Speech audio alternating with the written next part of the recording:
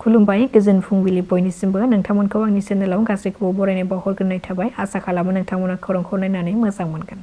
बिसायख'थिनि थाखाय बिजाथि होनाय होयिखौ लानानै बिपिएफनि मावख'आव दुंहाव थासारि खौरां मोननाय बादिब्ला कालाइगावआव बिपिएफनि मावख'आव बे दुंहाव थासारिया सोमजिदों। दोलोनि बिजाथि लुबैनानै बिपिएफनि बिजाथिनि गेजेराव उदालगुरि जिल्लानि कालाइगावआव थानाय बिपिएफनि मावख'आव बिपिएफ दोलोनि मावथिफ्रा एमएलए दुर्गादास बर'नो टिकेट होनांगौनि दाबि खालामनानै मावख'आव थानाय चेयारफोरखौ बुफाय बुस्रि खालामनायजों लोगोसे अर सावनानै गोख्रों खुद्रिसारदों। सुलुङाव फोरमायथिनाय बादिब्ला टंला बियाबाव बिजेपिनि बिजाथि होनो थाखाय फोसावनायनि उनावनो बिपिएफनि मावथिफ्रा दुखु मोननानै बेनि हेंथायै गोख्रों खुद्रिसारदों। बेनि अनगायैबो बिपिएफनि बिजाथि महरै जुदि एमएलए दुर्गादास बर'नो टिकेट होआब्ला थासारिया गाज्रि जागोन होननानैबो गोख्रों अजद दैखांदों बिपिएफ दोलोनि मावथिफ्रा। आसाम पुलिसआ गुबुन गुबुन जायगायाव सिग्रोमनानै गासै 5 जुवारिफोरजों लोगोसे सासे आइजोखौ हमनो हादों। हमजानाय जुवारिफोरखौ फारियै साहा आलम, नुरुल हक, हिकजुर रहमान, उबाइदुल इस्लाम आरो गुबुन सासेखौ हिकजुर रहमान होननानै सिनायथि होदों। बिसोरनिफ्राय नोगोद रांजों लोगोसे जुवा गेलेनायाव बाहायनाय मुवा बेसादफोरखौबो बोखांनो हादों पुलिसआ। बेनि अनगायैबो आसाम पुलिसआ जरहाटनि टियुकाव सासे आइजोजों लोगोसे बेनिफ्राय 35 केजि गान्जाखौ बोखांनो हादों। हमजानाय आइजोखौ रुनु बरा होननानै सिनायथि होदों। पुलिसआ मिथिहोनाय बादिब्ला गावनि नखरावनो आयेन बेरेखायै गान्जानि आबाद खालामनानै फालांगि खालामबोदोंमोन रुनु बरा मुंनि आइजोआ। बेनि अनगायैबो बिजनियावबो सानै ड्राग्स फालांगिरिखौ हमनो हादों। हमजानाय फालांगिरिफोरा जादों महर आली 24 बोसोर बैसोनि, साद्दाम हुसेन 27 बोसोर बैसोनि आरो बेजों लोगोसेनो बिसोरनिफ्राय गंसे AS19W2050 नम्बरनि स्कुटिजों नोगोद 80,000 रांनि बिबांनि गान्जाखौ हमनो हादों। बिटिसिआव दासान्दि जेरैथिंबो राजखान्थिनि बिसायख'थिनि बारा सोलिगासिनो दङ। बेखौ लानानै इउपिपिएल दोलोआबो दोलोखौ गोख्रों खालामफिननांगौनि थाखाय थाद'नाय गैयै बिसायख'थि फोसावदिंनायखौ नुनो मोननाय जादों। खौरां मोननाय बादिब्ला इउपिपिएल दोलोआ फैगौ 8 आरो 9 मार्चनि गेजेराव गासै मोन 15 बिधानसभा बियाबफोरनि बिजाथिफोरनि मुं फारिलाइखौ फोसावगोन।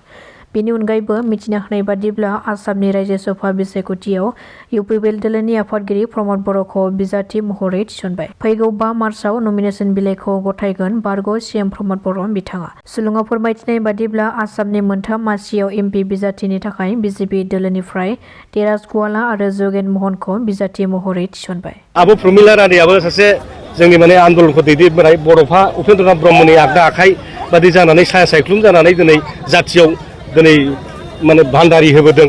दिनै जेलबो जानांदों, एमएलएबो जाबाय, मन्थ्रिबो जाबाय। दा बेहाबो गावनि जथेस्थ' क्वालिफिकेसना दङ, सेक्रिफाइसआ दङ जाथिनि थाखाय आरो शिउलि मेम'रियाल मेडामाबो जथेस्थ' गियानि एक्सपार्ट। दा बेवहाय जोंनि पार्टिआ डिसिसन लागोन, जोङो पार्टियाव रायलायगोन, सोरनो होयोब्ला जों देरहानाया खाथां जागोन आरो सोरखौ होयोब्ला रायजो राजाफ्रा बजबगोन बिनि सायाव जोङो माने मोनसे सिन्थन बैठक खालामनानै जों बेखौ थिग खालामनाय जागोन।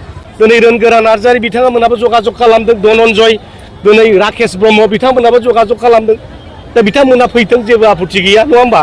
बे गराय माने सिं बायनायाव सोर गाखोनानै बहा थांनो, बे बैथा गैयि नावआव गाखोनानै ना मा जानो बेहायलाय। दा ओंखायनो फैथों बयबो, जगाजगा जागासिनो दंखायो। रोनगोराबो हयथ' एमपि टिकेट मोनफिनबानो रायजो सभायाव बेबो फैगोन। दा बेबादि खौरांफ्रा दिनै सोलिबाय थादों आरो मालाय।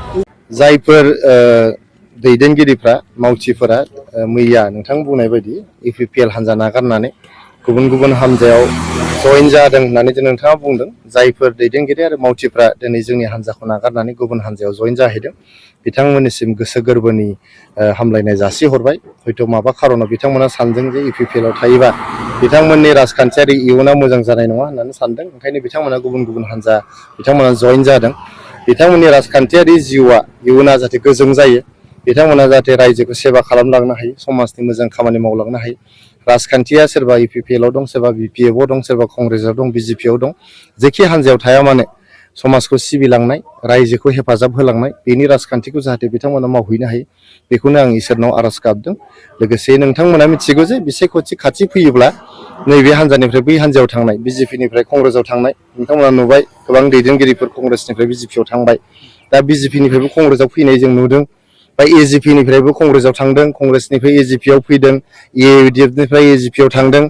बेबायदिनो इउपिपिएलनिफ्राय बिपिएफ, बिपिएफनिफ्राय इउपिपिएल बे थांलाय फैलाया जाबायानो थायो। दा नोंथांमोना नुदों जे सोरबा सोरबा दैदेनगिरिफोर जायफोर थांदों जोंनि हान्जानिफ्राय बिथांमोना माब्लाबा बिपिएफआवनो दंमोन, इउपिपिएलआव फैदोंमोन आरो दा इउपिपिएलनिफ्राय बिपिएफआव थांदों। बे थांलाय फैनाया सोलिबाय थायो, बाहाय बुंनांगौ जेबो थाया। जायहा जे पार्टियाव थानानै मावनो मोजां मोनो, रायजोखौ सेवा खालामनो मोजां मोनो, समाजनि थाखाय मोजां मावनो मोजां मोनो, बिथांमोना बे हान्जायावनो थानाया मोजां। आरो आं बेक्तिगतभावे हास्थायदों जायफोर बिथांमोना जोंनि हान्जाखौ नागारनानै थांदों, जेखि हान्जायाव थाङा मानो अरायबो जाहाथे बिथांमोना समाजखौ सेवा खालामनाय, रायजोखौ सिबिलांनाय बेबायदि मोनसे माइन्डसेट लानाय जाहाथे खामानिखौ मावलाङो, बेखौ आं खावलायहरनाय थाबाय।